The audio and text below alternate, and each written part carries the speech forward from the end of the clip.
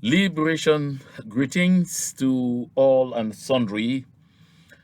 Salutations to all Southern Cameroonians, to all Amazonians, wherever you may be in the world. Today is Saturday, June 4, and the year is 2002. My people of Amazonia, today is a very interesting recording, a special one, of course, because to be honest, I have a very busy schedule this week or this past weeks, and I had not really planned to come on to communicate with our community of supporters for the cause of the people of the Southern Cameroons today. But I had to give a pause to some of the things that I'm doing and get here so we have this very important conversation because the issue at stake is very important. Important because there are some people about to lead a huge campaign for its sake. And I thought that because I have been called from so many quarters to talk about it, and I felt that it made sense to, set aside time so we have a discussion about this whole issue. My people of Amazonia, my people of the Southern Cameroons, we are engaged in a battle of our very existence. We are engaged in a battle of our lives. This means we must not continue to make mistakes. We must avoid certain things that will send the wrong signals. We must avoid certain things that will breed in more confusion and the confusion that already exists with respect to our liberation quest, or what some people call our archeo, our restoration quest. My people of Amazonia, the crux of our discussion today has to do with this whole issue, this whole talk of a referendum. Why are some people rising today to say they are creating a whole movement and they're even raising money feverishly to begin a campaign to say we are asking the world to organize a referendum in the Southern Cameroons? Do we need a referendum at this time? What is the importance of that referendum? What is the purpose of that referendum? Who do they want to organize that referendum? My people of Amazonia. Sometimes I will say stupid as the subject matter may be, but it is important because what I've learned in today's world is never to take anything for granted. Because what we have come to recognize is that sometimes you just need to repeat something over and over and over and over, and it begins sounding like it is the truth, like it is the way to go. And so, therefore, those who need to educate sleep on their laurels, thinking that no, people are knowledgeable enough to understand that this particular thing that has been requested is unnecessary. But candidly, a lot of happenings, at least within the past 15, 20 years, have proven to us, and especially to the people of the Southern Cameroons, in the past 5, 6 years, have proven to us that we should never again take anything for granted. That is why my people have decided, therefore, to come today to talk on this particular subject matter. And I want us to know, because I know sometimes when I come to say certain things, there are some people who get so mad, who get so offended, they say, but why are you talking on these things? You should leave these things because, or why are you left, right? Listen, I want to be very clear here. There is no longer any subject matter I will consider as taboo. Because truth will remain truth, even if the teller of that truth is reduced to a minority of one. And why is truth so important in a world where falsehood is winning it all over the place? Because truth must be told that today falsehood appears to be winning in so many spheres. That is why those who tell lies are the most listened to today. Those who tell lies are the most followed. Those who tell lies are even given spheres to govern, and those who tell lies are even rewarded with elective office. But at the end of the day, we pay the price so dearly. That is why I will say this, and I share this opinion by George Orwell, that the further a society drifts from truth, the more it will hate those who speak it. And this is a fact. That is why some of us in this particular liberation movement have at times actually passed for some of the most hated because of the penchant of not wanting to follow the crowds, but to stand by what we believe to be that truth that will set us free. If you don't know and you keep following the crowd, sometimes you actually follow that crowd into the grave. And we have seen that happen a lot. I don't want to delve into the nitty-gritties of such because it's just, I should say it's just a stopover. So my people, before I get into the crux of the matter, I want to say this. I've also received a lot of calls, read a lot of messages. Some even come in the form of attacks, others have come in the form of advice, and others are urges. Mba Akuro, why are you silent about this thing with Madame Mundi? Why are you not coming to say something? We have always heard you are supporting the ADF. Some say, you are not saying anything because you're against the Ag of Sea and things like that, and all kinds of disparaging things, as if I don't have the right to determine what I talk about and what I don't talk about. But all the same, I really want to make it clear that I am not very much interested in delving so detailedly into that subject matter. But this is what I would like to say about the whole incident. My people of Ambazonia, my people of the Southern Cameroons, if what we are engaged in is a struggle, is a movement to liberate our land of an occupational army, then we should stop trying to prosecute this liberation movement with the heart and work with our heads. You cannot want one thing and you do its opposite. Either we are all out for the liberation of our land, or we decide that, okay, we're just playing some kinds of games, we're just engaged in something, just have the opportunity to be talking and then dragging and hoping that one day, listen, my people, what we are playing with is also with fire, because lives are being lost on a daily basis. This is not a movie. No, it is not. Those people who are dying in real time. None of them will come back. Once they die, they are dead. They will not come back. So therefore, with respect to the issue of Senator Regina Mundi, we must recognize as a people that we all put the Egg of Sea and ADF in a tight corner. We put them in a catch-22. We all collectively sat down and said, all elected or so-called elected people or appointed people sitting in the House of Assembly, be it Senate, be it the National Assembly of La République du Cameroon, in the name of the Southern Cameroons, are on their own. We all said it. Am I lying? We all said it.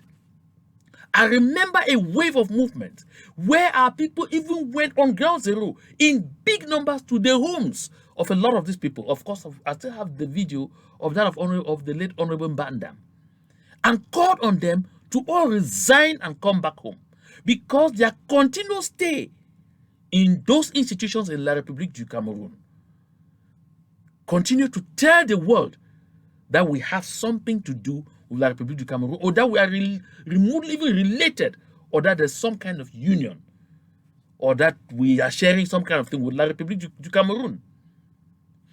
Because these people, by doing what they are doing, they are directly standing on the way of our freedom. Therefore, we said all these people, senators, mayors, members of parliament, and all of them, they don't speak for us. They don't represent us. And therefore, our people showed it. Our people showed it by boycotting the last elections. I mean, the last elections organized on our territory since 2017, right down to the level of where in some places they said the maximum participation was 2%. So, when AGOVC, the ADF and others go out and do what they did to people like Regina Mundi, they have this at the back of the mind. And then when it happens, we suddenly decide not to see a senator, not to see someone who has decided to stand against our quest for liberation. We decide to see an 80-year-old woman in Regina Mundi and not the senator. And therefore, what happens? We put the AGOVC and the ADF, we push their backs to the wall. They're confused. What course of action should they take? Will it go well with the public or it will not go well? At the end of the day, whatever happened, whatever direction they decided to take to accommodate the situation, they knew that not one of the courses of action that they would take will receive general acclaim. And therefore, I don't know what decision they took, whether it was La République du Cameroon that was able to overpower or not, but at least I am from Ashong village. I hail from Ashong village, where the whole incident took place. At least the incident that involved the talks from La République du Cameroon and our people. And therefore, the fairy tale told by La République du Cameroon that 12 ambers were sent to wherever, nothing of such happened. La République du Cameroon preyed on one person, a gentleman who was mentally deranged at a place called Country. Aside of that, nothing happened to anybody. I mean, nothing. It's not hearsay because I talked to my people. No such thing happened. On the ground, there was absolutely no confrontation, somewhere where they met and then give us Baramundi or we will. No, that kind of thing never happened. So therefore, anyone can deduce whatever they want to deduce.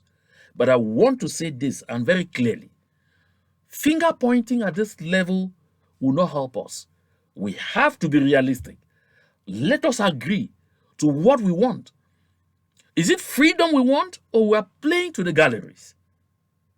You cannot want one thing and you are doing its opposite.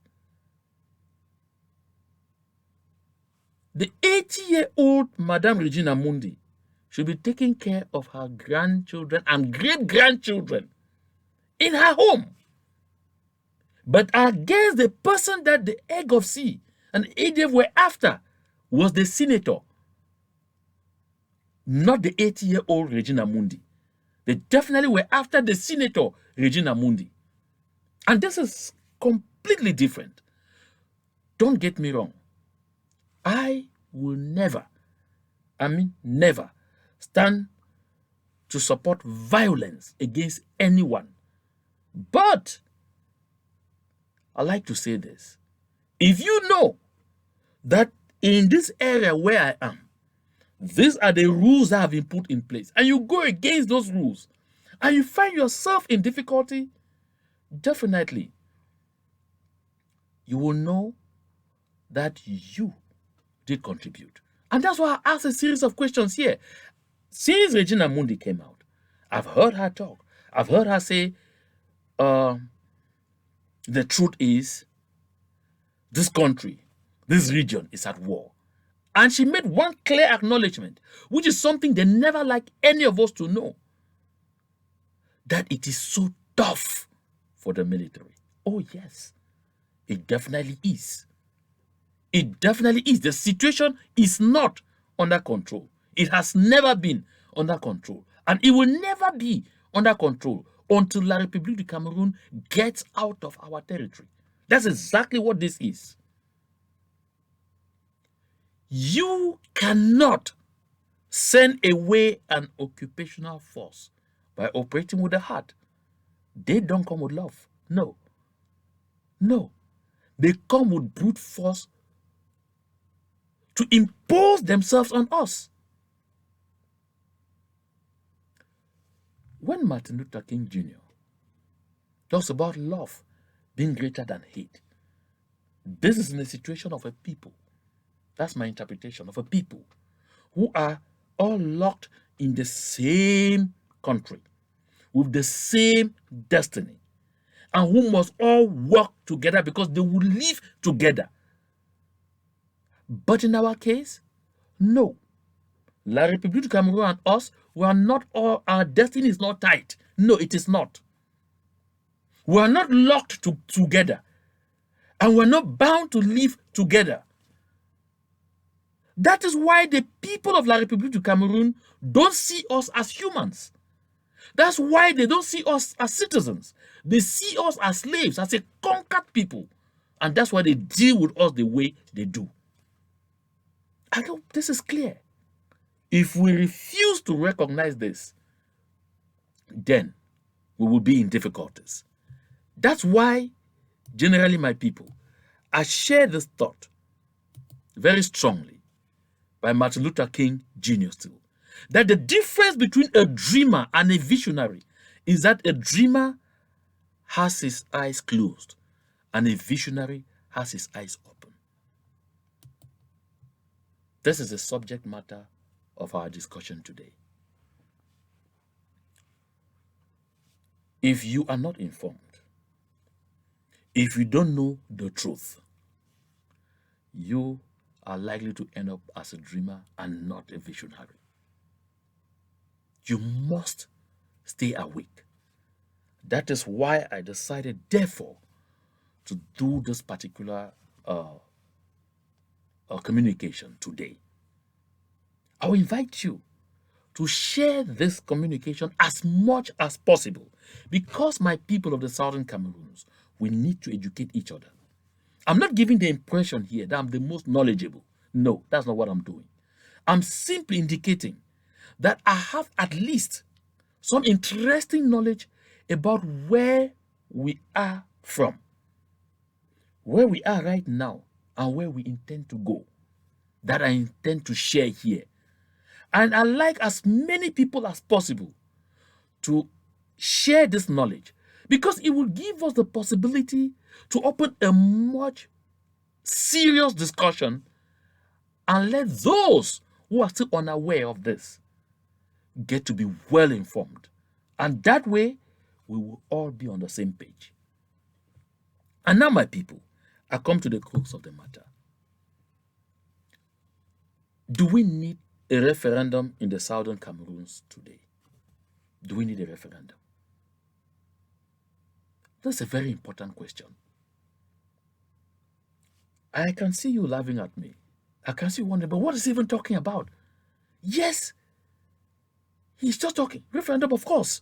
Perhaps you who are saying we need it, say, but he ought to know this. Or you will say we don't need it, say, but it's a non-event. But listen, my brothers and sisters of Amazonia. We begin pushing certain ideas that are dumped in our midst because we come across as a confused people. Those who today are saying they are creating a vast movement to promote the idea that we should call on the international community to come and organize a referendum in the Southern Cameroons. I don't want to insult them because it is not important. It is not even good at all to insult people who say certain things because sometimes they may not even be aware that what they are saying is counterproductive to what they are seeking. Now let's get down to the facts. There is this date, and I like all of us to retain this date because when we are talking about the history of the Southern Cameroons, and notice that we don't pay heed to this date, but this is about the most important date with respect to the history of the Southern Cameroons. It explains why we are locked in this struggle in which we are today. And that date is April 21, 1961. This date is situated in between February 11, 1961 and October 1, 1961. In between these two dates, you have April 21. Why is April 21 the most important day? Because a lot of people talk about Resolution 1608 without taking time to analyze why Resolution 1608 came about on April 21, 1961, after the plebiscite of February 11, 1961. Listen, my people. The confusion that those who think we are not aware and not knowledgeable seek to plant in our minds is they tell us because there was a plebiscite, some even call it referendum, in 1961 to ask the people of the southern Cameroons to determine whether they wanted to join the people of La République du Cameroun or to join those of Nigeria. It means there may be need for another referendum at this point in time or for another plebiscite. Now, let us understand that specific plebiscite and why it was called a plebiscite, not really a referendum. Let's understand what it was and its central importance. In 1961, at the time the people of the southern Cameroons were ripe for independence, because first, we were a UN trust territory, the same class like La République du Cameroun, which was also a UN trust territory. Now, we were a trust territory under the British mandate, and the British had a mandate to prepare us for independence, just like the French had a mandate to prepare La République du Cameroun for independence. That was the mandate the United Nations gave the British and the French on the Cameroons. So France had to prepare La République du Cameroun for independence, and the British had to prepare the people of the southern Cameroons for independence. And of course, on January 1, 1960, the French completed their mission, even if the independence was not total because they still have a lot of influence in that country today. But on January 1, 1960, La République du Cameroun became independent. The United Nations General Assembly, of course, prior to that date, voted for the independence of La République du Cameroun and set January 1 as the Independence Day for La République du Cameroun. So on January 1, 1960, the French handed the instruments of power to Ahidjo, who was before that time Prime Minister, and then he became the first president of La République du Cameroun. Of course, La République du Cameroun celebrated its independence on January 1 for a number of years. And then in 1961, it was the turn of the southern Cameroons to become independent. But now, something happened. What is that thing that happened? And you need to know it. Because that thing that happened did not stop the UN General Assembly from determining our independence. That thing that happened is that the British, the United Kingdom of Great Britain and Northern Ireland, they determined that the southern Cameroons did not have enough resources to be able to self-govern. And their conclusion was that if we were allowed to achieve independence, we would consider ourselves a former British colony, and we are likely to become very dependent on the British taxpayers' money to run our affairs. So for that reason, the British wanted to either attach us to Nigeria. Their most ardent wish was to attach us to Nigeria so that they are able to, move on and then forget about us there. If in the event that will not happen, because there were all of those currents of ideas, then we should be attached to La République du Cameroun upon achieving independence so that they will not have any financial responsibilities for whatsoever is happening on our territory. Of course, they were very vexed The British were not happy that our forebears decided to cut off from Nigeria where we were being ruled, because the British were managing the southern Cameroons or governing the southern Cameroons from Nigeria until 1954, when our forebears decided to leave the House of Assembly in Enugu and moved to Boya, settled, formed a government, set up an assembly, in short, put in place all the arms of government and started operating as a country. And therefore, vexed, that's why the British wanted to absolutely be clear that just cut off links after independence, so we have nothing to ask from them. And so they entered into an agreement with the French. In the event where they vote to come to this is what we will do. And that is why at the end, the French refer to us as un petit cadeau de la reine, a gift, small gift from the Queen of England. Of course, in exchange, the French also gave some concessions to the British. I'll explain why and I'll prove to you as I move ahead. And so, therefore, in 1961, when it was our turn to be independent, the British therefore brought up this whole option of independence by joining. So they wanted to be certain that we determine with which country we will join or sign a union treaty to join with in some form of union upon achieving independence. Mark the words upon achieving independence, because we will achieve independence first before joining, because only independent countries sign union treaties. These are facts we must note, because if we lose sight of this and get confused, it's very easy that we definitely don't get back to our bearings. It's very easy that we allow people to start selling to us ideas that no, we had always been one. No, we had never, ever been one. By the time the Germans came, there was no country existing. When they took the patchworks negotiated with the various chiefs, the Douala chiefs, the fonts of Bafut, the fonts of Bali, the ones of Babungo, there was not a country. So, kill that argument. So therefore, when they had come to this and convinced the United Nations that we will not be able to be self-governing because we don't have resources enough to take care of ourselves, the UN therefore accepted the option of, okay, let us ask them who they are likely to join with when they become independent. Mark my words.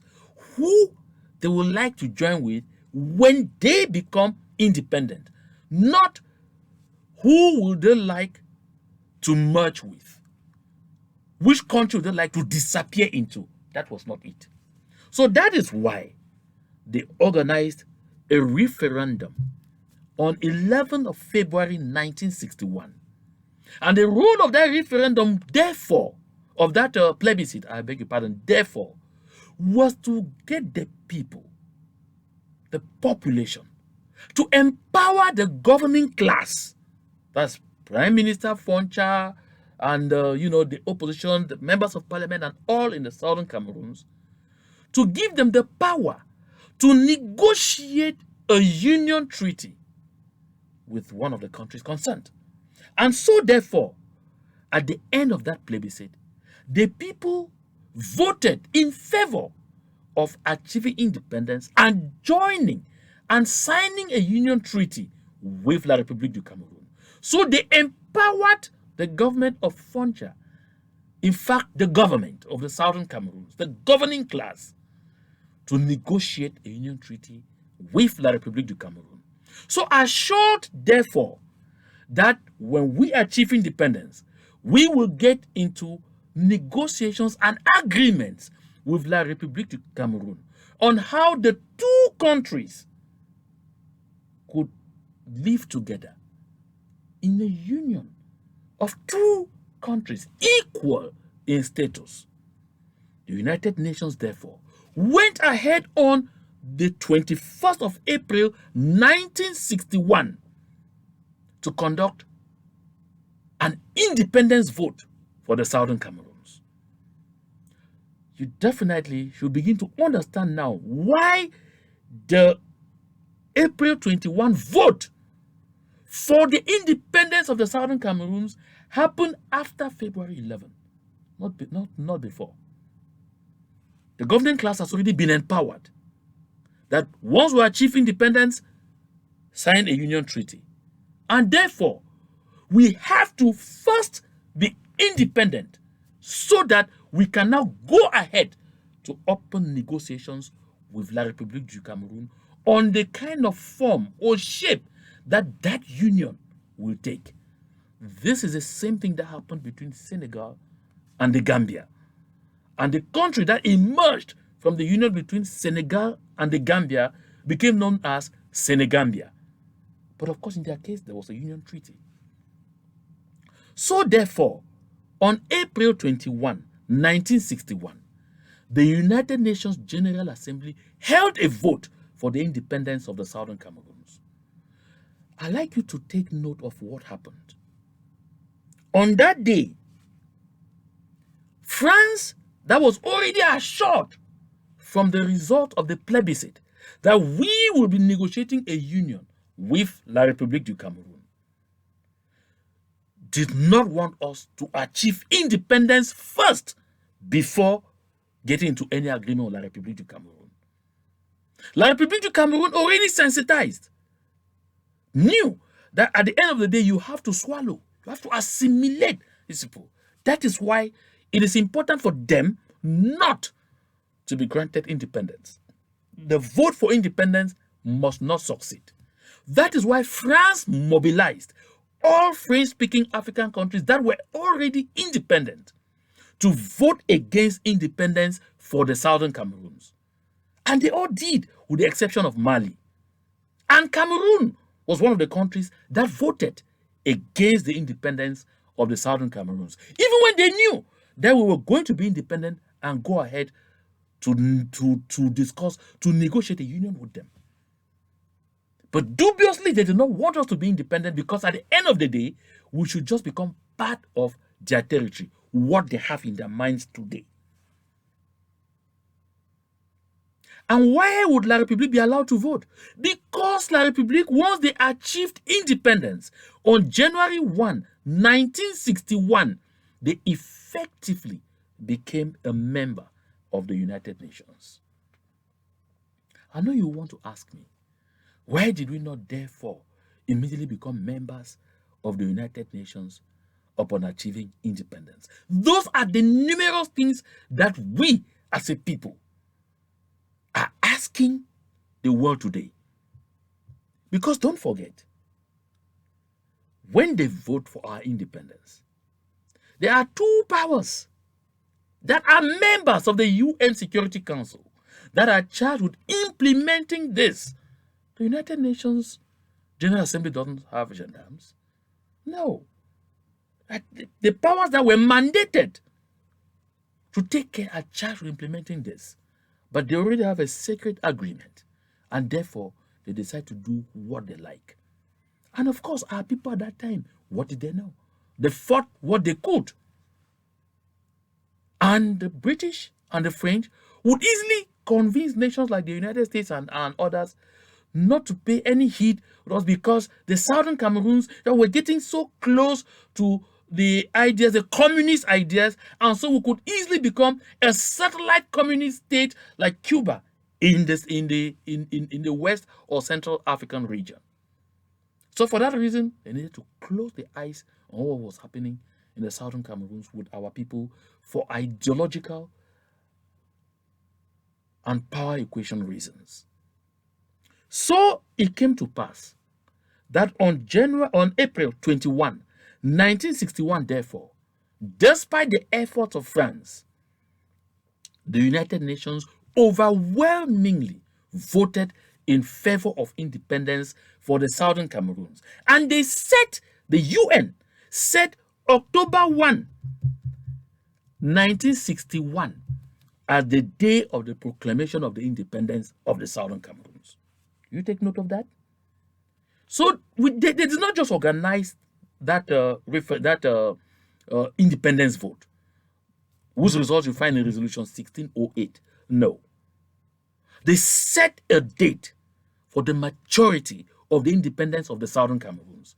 And you will notice, therefore, that after the plebiscite of 1961, there are no meetings between La République du Cameroon officials and those of the Southern Cameroons yet that are reported in history. None. The meetings begin after April 21, 1961, because we have effectively become an independent country fit enough to enter into negotiations and to sign a union treaty. That is why between April 21, 1961 and September 30, 1961, there were a lot of meetings. So you have the Constitutional Conference in Fumban and all La République deciding to insert us in their constitution, La République's parliament ratifying a new federal constitution and all of those things, because everything had to be done, because on October 1, 1961, we will become independent. The British will get out, and therefore, if the conclusions are not made with La République du Cameroun, we don't give them access into our territory by making agreements, whatever they are and or not. On October 1, 1961, we become independent, and La République du Cameroun getting into our territory will be a violation of our international boundaries. Why? Because upon achieving independence in 1960, on January 1, 1960, La République du Cameroun became a member also of the Organization of African Unity, which had passed a resolution to and came to a principle known as the uti possidetis juris principle. Doing what? Freezing the international boundaries of all countries as achieved or as they were by the time they achieved independence.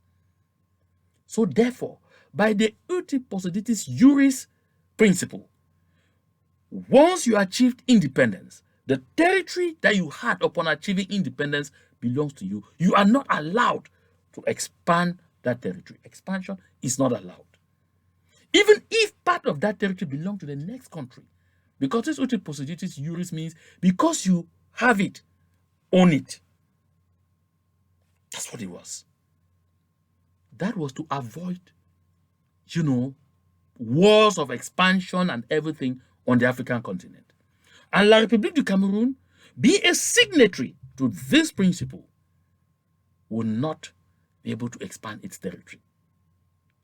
So note therefore from this that the territory of the Southern Cameroons is not part of La République du Cameroun.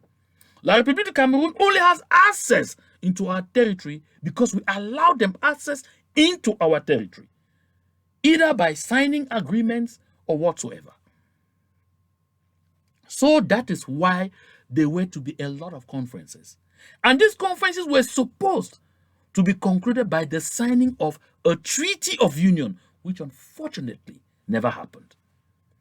But on October 1, 1961, to prove that the British had gone into secret agreements with the French and sold us to the French without our knowledge,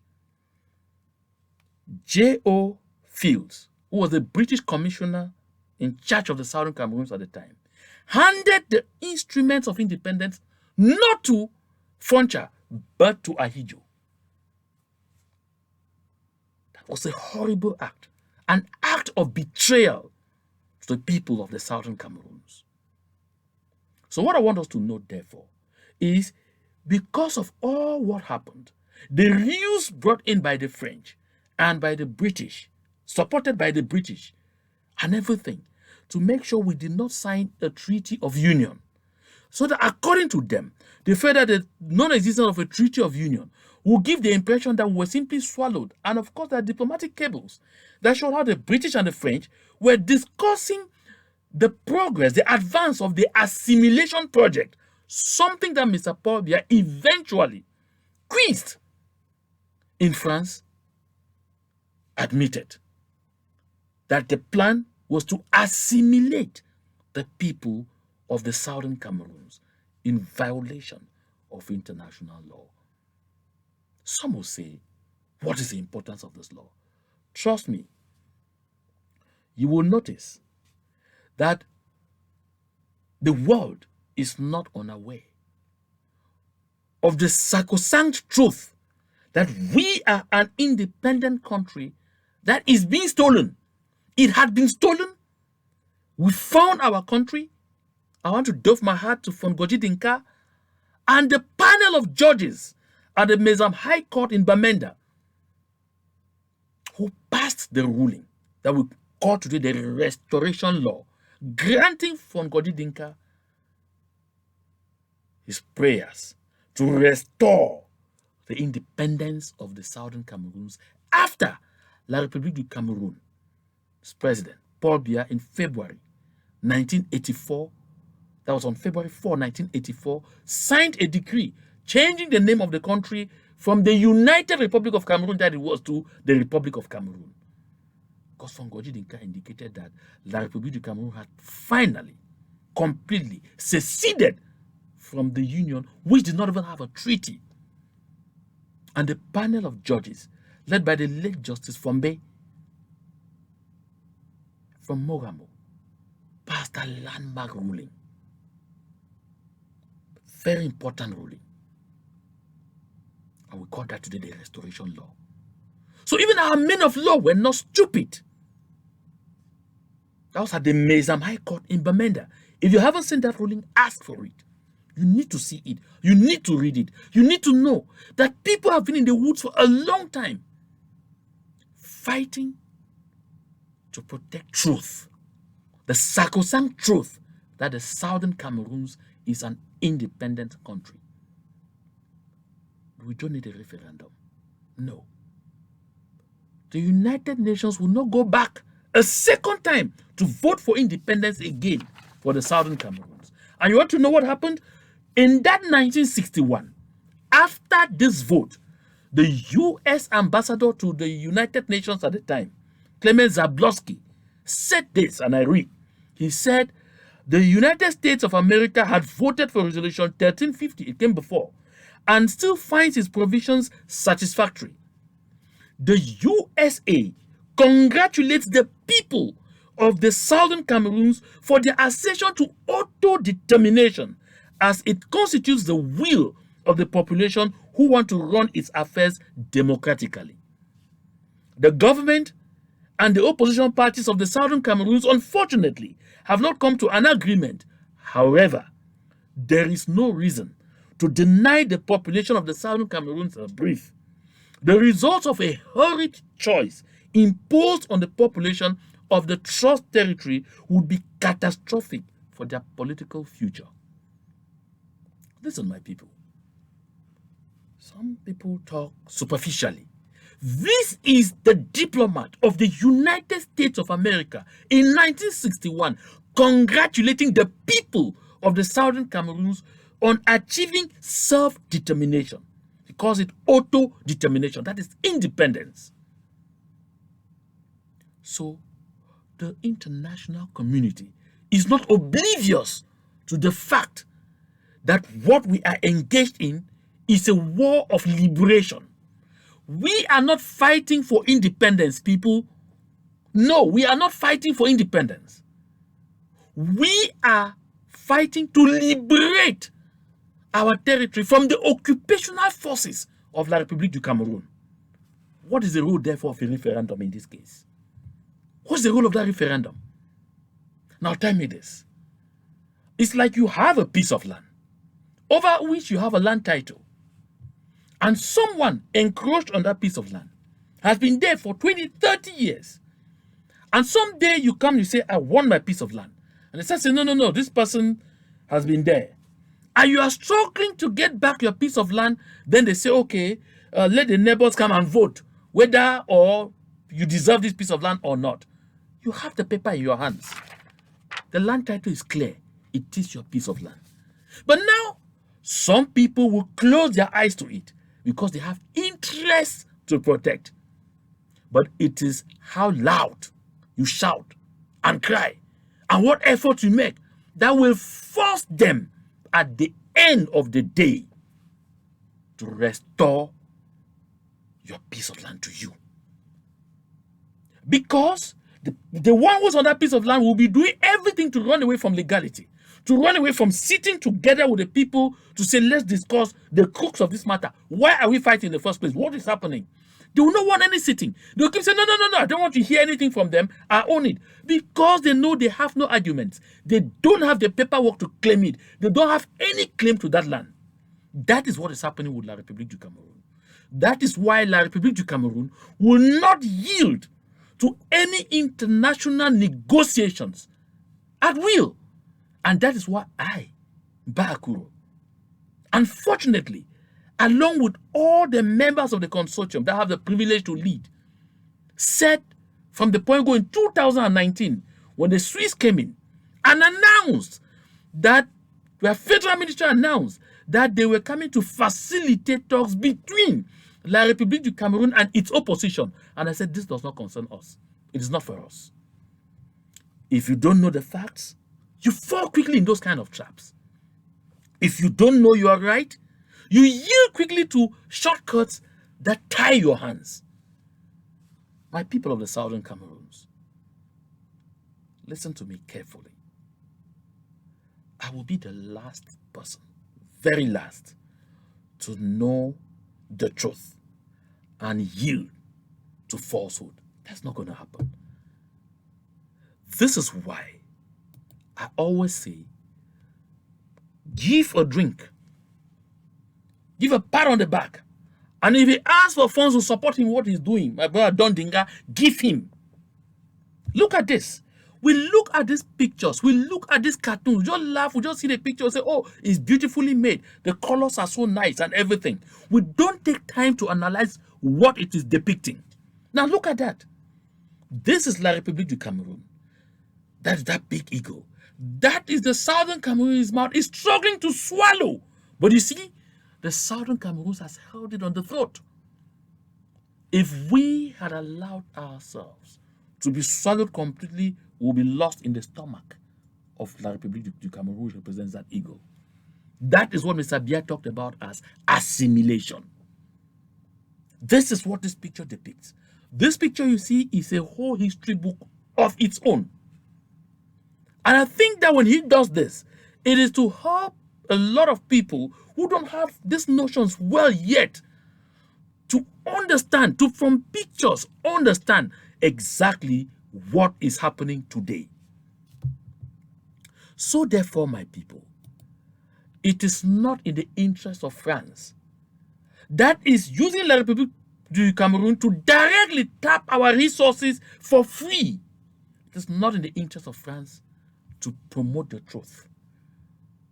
No. We have heard Ambassador Thibault Nagy say it over and over. And I will bring that in my next discussion. That the French refused continuously, completely, to cooperate when it came to having any serious international forum to discuss the situation in the Southern Cameroons. Why would the French refuse? And each time they are supported by the British. Why would the French refuse? Because the French know that in any clear sitting, Resolution 1608 will come to the table. And they'll say, but wait a minute, how did we get here first? Is there any Treaty of Union? In the absence of any Treaty of Union, La République du Cameroun is an aggressor. So therefore, don't get confused by the fact that France and Britain, that are members of the Security Council of the United Nations, that are using their position in the Security Council to block anything that will cause the UN to come in to right the wrong that they committed yesterday, to mean therefore that these instruments have no cause. Referendum? So you were born out of your mother's womb, and someday they start arguing. Are you your mother's child? They say, okay, let him go back into the womb. Oh, come on, give me a break. Give me a break. My people, education is as important as anything else in our movement. That's why I'm urging you, support the consortium and the ARF as we continue to deploy efforts, especially the Ambazonia Relief Fund, as we continue to deploy efforts to educate the people. The consortium started this education mission way in 2016. That's why we're able to have the buy-in of the population. Education is just as important as what the voices in the bushes are doing. We have to continue to send people from community to community to educate our people on the nitty-gritty surrounding the situation of the people of the southern Cameroons. Let some people come and deceive you and you say that you are going to sit down for a referendum. Referendum for what? What referendum? Why I'm asking, therefore, for this assistance, that will continue to send people, these ambassadors, that will send to the various communities to do a good lot of things, like stopping the kind of conflict that Republic of Cameroon wants to create between our people and the Fulanis, like stopping the kind of manipulations that they have tried to bring into the minds of our people everywhere to turn them all into, enemies of their own movements. This education is very important. So I want to congratulate and thank those who have continued to support us even when I'm not coming to ask for funds. There are quite a number of you who are doing that. When you come to ask for funds, you continually support us because you understand that education is as important as everything else in our restoration quest.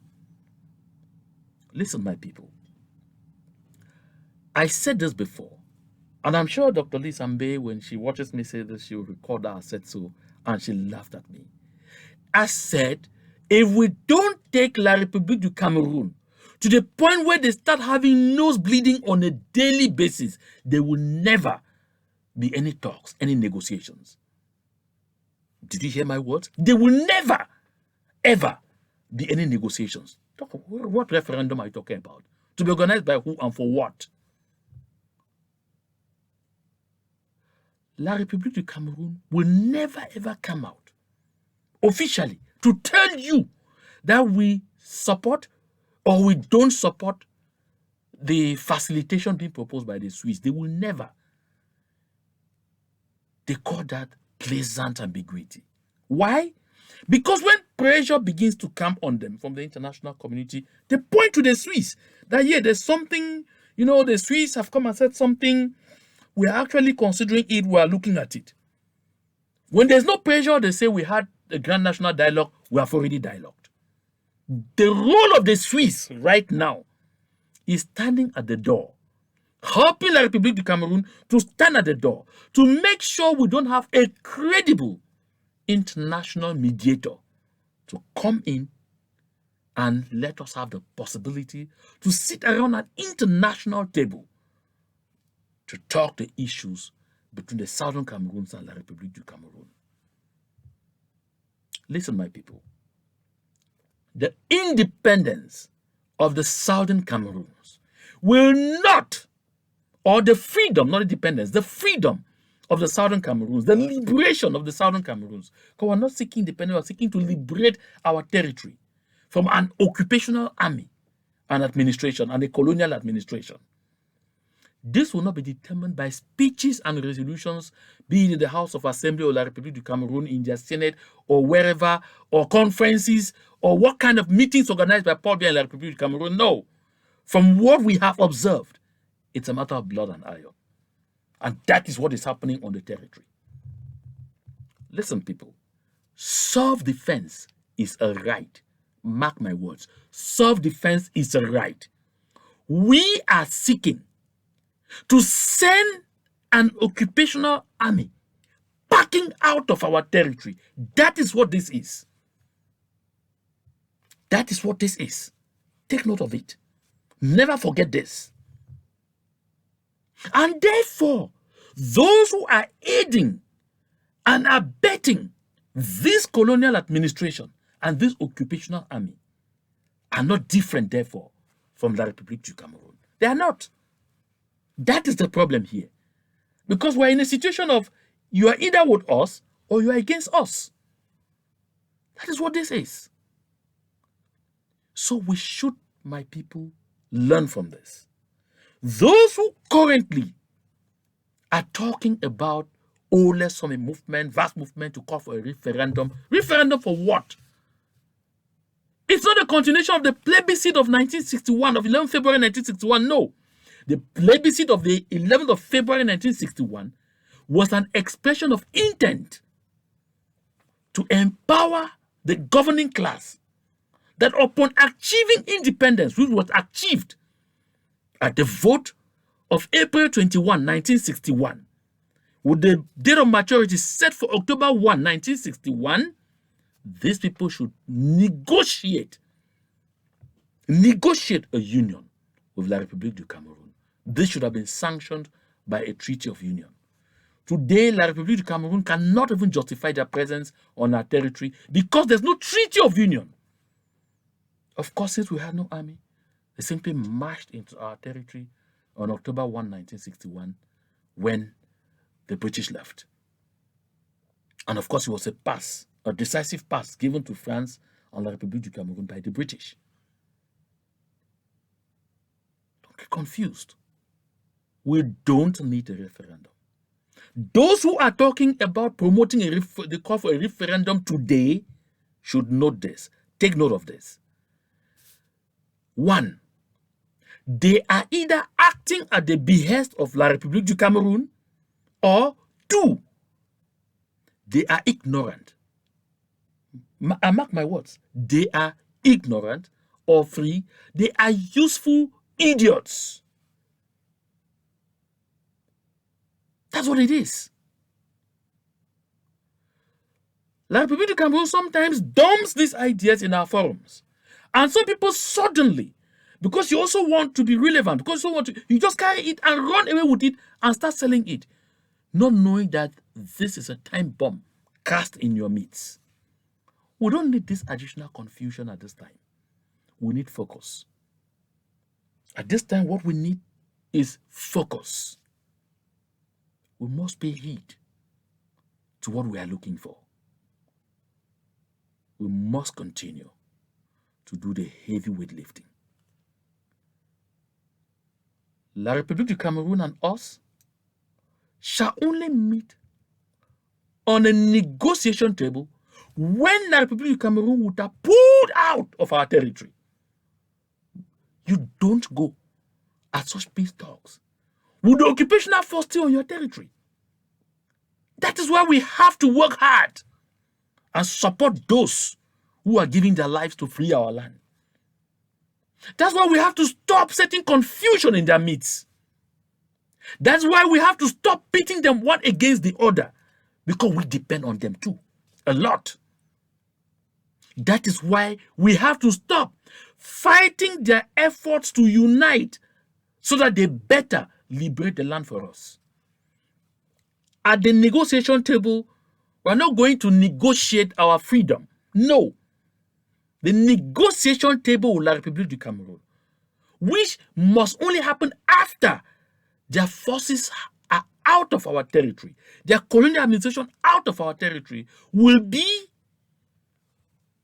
to agree on how we manage assets and liabilities binding our two peoples. Our people from the southern Cameroons have investments in La République du Cameroon. The people of La République du Cameroon have investments in the southern Cameroons. We have families across the board. But most importantly, there are debts and there are assets that should be owned by the two. So we have to agree. How much debt are we going to pay from the debt that is owed, supposedly jointly owed? And the assets that are there, what are we taking and what are we leaving? But trust me, my people, when we get to that table, we will definitely be letting La République du Cameroon know that we're not taking part in any debt. And why? Because a lot of these debts were contracted for embezzlement. Just take a look at the picture I have on my screen there. Here, that's a confidential note from the Minister of Justice to the Secretary General of the Presidency of the Republic about a civil servant who is actually established to have been involved in serious corrupt practices involving hundreds of millions in CFA. And the presidency of the republic has to be interested in taking decisions, manipulating justice. This is just to show you, additionally, that there is no justice in that country because there is no separation of powers. The judiciary is not free. And therefore, all the money that they've accumulated in debt over these years are a fruit of corruption and embezzlement. And this is what, during negotiations, this letter from Laurent Esso to Ngongo tells exactly it. I'm sure this is in the forums. You must have seen it already. So I'm bringing it just to illustrate that there are things like this. Therefore, those little nitty-gritties that when we meet on the negotiation table, we will be talking about. We're not going to the negotiation table to be discussing as to whether Southern Cameroons need to be independent because we're independent. We're not going to a negotiation table to be discussing as to whether La République du Cameroon needs to leave our territory because they should have left our territory before we are sitting on that negotiation table. That's why I said it was too premature for us to be jumping to something quickly and saying we are getting to. No. I know that even as I talk now, that those who like before are throwing stones, saying all kind of things. Why are you saying that? You don't want the Swiss, bring someone. Must you bring someone? It is not right. It is not right. We have not yet got to the mutual hurting stalemate between La République du Cameroon and the Southern Cameroons to warrant us to get to the negotiation table. So we have to continue to work. That's why I share this thought. Some people talk only bad about you because they lost the privilege to talk to you. So you can insult me as much as you care. I will continue to come to this platform to share the truth with our people. So we know it, because it is only this truth that's going to set us free. We will never get freedom through falsehood. That will not happen. It doesn't happen to any country, any peoples, and it's not going to happen just with us. So let us be very clear about this, my people. Let's be very clear about this. And if they come to you, talking to you about that we want to say you something called special status and all or not, go back to my brother Don Dinga, that want to come and say you special status. Of course, you can see the moon is there. I'm even forgetting some of their names. So I'm seeing them. I see Young, I see Mundi, I see John, I see boys and girls in the bushes. That one they call Atanga, or is that Atanga Napon G?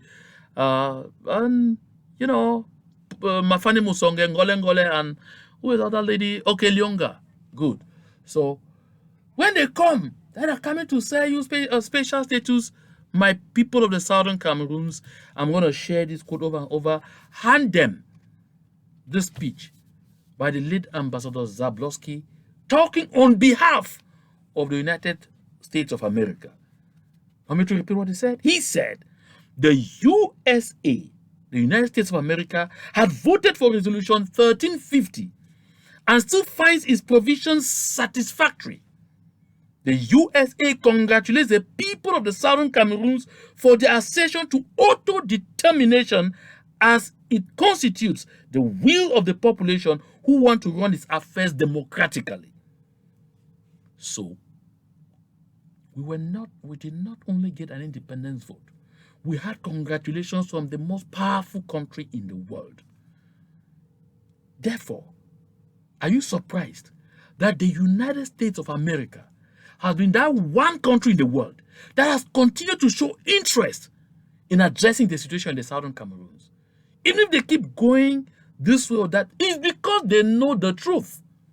But they have to navigate a third way, because the French and the British, who are standing on the way of the liberation of our land and engaging in a romance with La République du Cameroon, still have their interests that they are bent on protecting on our land. And they are allies of the United States of America. So they must struggle to navigate the ways, and that is why somehow at one point you see they will try to make us see that no, it is impossible for you to be independent. They think they can use those big words. And if we get carried away by those big words telling us it's impossible, for you to be independent. You cannot be independent. It's one and indivisible. We swallow, because when they repeat a lie over and over and over and over, it may end up sticking like the truth. My people, freedom or resistance forever. I say freedom or resistance forever. La République du Cameroon must get out of our territory. Not through a referendum. We don't need a referendum. Well, you hear citizens of La République du Cameroon are so hot. Yes, we need that referendum. And in that referendum, everybody must vote. Why will it be only Southern Cameroonians to vote? Everybody must vote. We don't even need a referendum to start with. If we start telling me that everybody will vote. They think that trash that they did in 1972, the we and yes, can be repeated today. They think that the people of the Southern Cameroons in 2022 think the same like those in 1972. The dynamics have changed. This is a never again generation. And thank God that some of us are here to continue to bring this education daily. Because when you know it, you know it. Nobody can take it away from you. We are not seeking independence. We are seeking to liberate our land. That is why when all the groups, movements, and organizations involved with the liberation of the Southern Cameroons came together in 2019 to put together a council, we called it the Southern Cameroons Liberation Council, the SCLC, Southern Cameroons Liberation Council. Not Southern Cameroon's independence movement. We're not seeking independence. We're seeking to liberate our land. And my people, the last word, let us not continue to go towards this with the heart. Go towards it with the head. Those who are occupying our land are not using their heart. Else, they will not charm Mama Happy. They will not cut off Bebe Carol Louise. They will not cut off Bebe Tato Brandy 200 meters away from the home of 80-year-old Senator Regina Mundi. They will not do that. They will not reduce over 500 of our villages to ashes. If they operate with the heart, they are operating with the head. They are hell-bent. Let us set the heart aside. Use the head for now. Once we achieve our independence, we'll bring back our hearts to the forefront. This is how we will get our independence. This is how we will liberate our land. This is how we will liberate our land. This is how we will consummate our independence. This is how we enjoy our sovereignty. Of course, you all heard John Gute say, it is time to take back our territory. Time to assert our sovereignty over our land. They call it a Freudian slip, but it is a truth that is in the heart that comes out when there is confusion in the head. The African proverb says, it is what is in the heart that comes out when there's a mimbo in the head. Okay, my people of the Southern Cameroons, my people of Ambazonia, I want to thank each and every one of you who had the opportunity to, for the time you spared to be part of this very important conversation. I'd like you, again, as I said from the beginning, share this communication as much as possible. Let our people know the truth, because that truth is what is going to set us free. To God be the glory.